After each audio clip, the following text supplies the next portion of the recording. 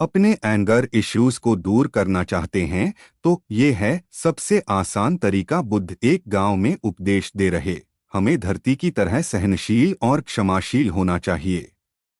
वह अपना अहित करने वालों पर भी क्रोध नहीं करती क्योंकि वह जानती है कि क्रोध ऐसी आग है जिसमें दूसरों के साथ साथ क्रोध करने वाला भी जलता है।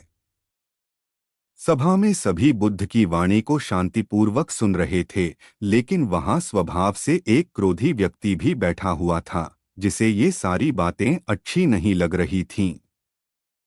कुछ देर तक वह ये बातें सुनता रहा, फिर अचानक क्रोध में खड़ा होकर बोलने लगा, तुम पाखंडी हो, तुम लोगों को भ्रमित कर रहे हो।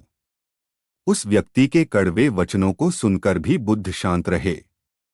यह देखकर वह व्यक्ति और भी क्रोधित हो गया और वह बुद्ध का अपमान करके वहां से चला गया। के बारे में जब लोगों से पूछते हुए शांत हुआ तो उसे अपने बुरे व्यवहार पर पछतावा हुआ और वह उसी स्थान पर देखते ही वह उनके चरणों में गिर गया और बोला, प्रभु मुझे क्षमा कीजिए। बुद्ध ने उससे पूछा, कौन हो भाई, तुम्हें क्या हुआ है, तुम क्यों क्षमा मांग रहे हो?